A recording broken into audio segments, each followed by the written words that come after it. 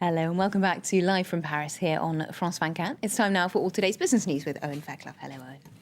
Right, so we're going to start with the latest copyright battle for Apple, as we just mentioned before the break.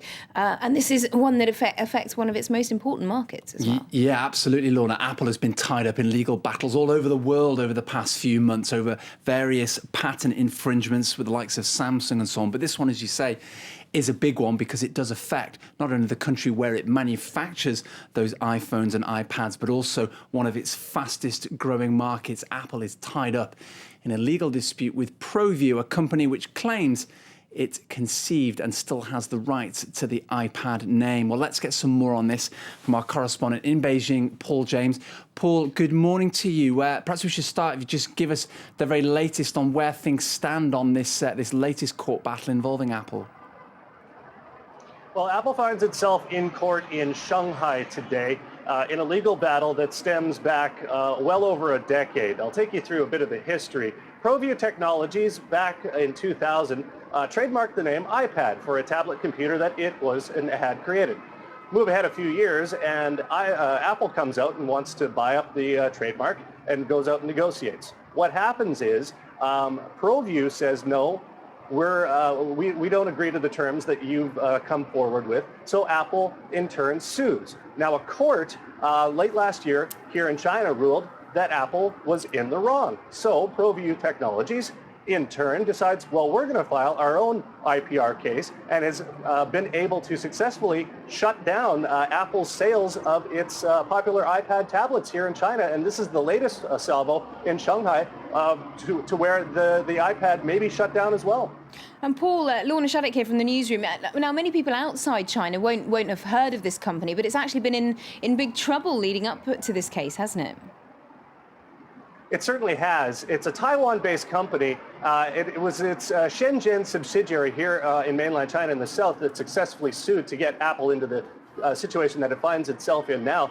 In fact, ProView Technology was traded in Hong Kong, but its shares stopped trading a while back because basically the company ran out of money. So a lot of people are viewing this attempt by ProView Technologies to stop Apple's iPad sales here in China as an attempt to get an out-of-court settlement. There's been discussion of billions of dollars potentially in out-of-court settlements possibly coming forward. The company says it is ready to negotiate, and analysts are suggesting that Apple may just have to take a bite and pay the money. Okay, thanks very much indeed, Paul James in Beijing for that. So ProView then faces a total delisting in Hong Kong in June if it doesn't file its accounts. But let's have a look at the Asian markets. Indeed, yeah. Just as Paul was saying, absolutely, in June, the Hong Kong Stock Exchange may well take ProView off the stock exchange completely. And as Paul was saying there, it all largely depends on the outcome of this case with Apple. Let's leave that alone for a moment, though. As Lorna says, the Asian markets there, the Nikkei closing the day just shy of 1% in the green. You can see it's been pretty choppy so far today, and that largely reflects investor indifference, perhaps, over this second Greek bailout. The rest of the markets, though, managing to pull their socks up a little bit. Just while we're talking markets, some figures coming into us from France Telecom. That's the operator of the Orange mobile brand. 11.4 billion euros in earnings for the last quarter, but perhaps of greater interest to anyone who follows this stock is the disclosure that Orange lost 200,000 subscribers in February. That was after the launch of Free, a much heralded arrival there, a new arrival onto the mobile phone market. Already it appears eating into Apple's customer base, Orange's customer base. I've got apples and oranges on the brain today. Indeed, no blackberries today, though. So, of course, the market's pretty indifferent, as I say, to that whole Greek bailout. And that's a far different picture to how things stood last year when these EU leaders did actually agree on the principle of a second bailout. Of course, it took months to hammer out the details. That led to months of market anguish and market turmoil. This time, though, it's different. World markets have roared back to life in 2012. So are they simply now a little bit battle-weary of all this Eurozone woe? Or is it that the stocks around the world are just too hot to ignore right now? Siobhan Silk has been finding out.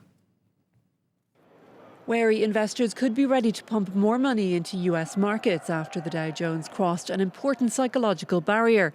Waking up to the news, EU finance ministers agreed a new bailout for Greece. The index climbed above 13,000 points for the first time since 2008. It's almost doubled its value since falling close to 6,500 in March 2009. But with global banks still badly exposed to Greek debt, many investors remain cautious. I think the one group that you have to keep an eye on is the financial sector. It was the sector that basically had the most damage when the market sold off in 2008 and early 2009. And I think as the financial sector goes, so will go the rest of the economy. In Europe, there was a festive atmosphere in Frankfurt as Germany celebrated Carnival, but the market reaction to the Greek debt was more cautious than in the US. The DAX, like the FTSE and CAC 40, finished slightly down. In the end, we bought more time, and maybe this time will be important for Greece to stabilise and prevent a default, which is still possible. Nevertheless, the general trend on the markets is positive. The FTSE is now just shy of 6,000 points, another psychological barrier. In Paris, financial stocks in particular are showing a strong upward trend. Société Générale, which lost 71% of its value last year, has clawed back much of that. Shares are up 41% since the new year, while BNP Paribas is up 23% and Crédit Agricole up 19% for the same period. Siobhan Silk there. Well, a few more of today's business headlines for you now. The EU is squaring up for a battle with Canada over tar sands oil. Lawmakers are drawing up new legislation that would grade oil from Alberta's vast fields as more polluting than others. Environmentalists claim crude extracted from tar sands is more carbon intensive than other forms. The Canadian government says it's committed to responsible oil production. Peugeot Citroën is in advanced talks with GM about a new alliance. That's according to the Financial Times. It's understood the French car maker and GM's European arms, both Opel and Vauxhall, could go as far as developing vehicles together. Loss-making Peugeot has been looking for a partner for the last 2 years, having previously held fruitless discussions with Fiat. And Mega Uploads founder Kim.com has been granted bail by a court in New Zealand. The creator of the file-sharing website had spent a month in prison after being detained over allegations he illegally made nearly $200 million by uploading films and TV shows. The court ruled that .com did not pose a risk of fleeing the country. That's while it decides on whether he can be extradited to the US. That's just about all we've got time for. Coming up just after 9:15, we're going to be live in Italy, Lorna. Fascinating developments there on the disclosure front. This is Mario Monti's latest decision to make Italy just a little bit more transparent. He's published online the details of any key ministers. There's one of them there. I won't tell you who it is. You can find out just after 9:15.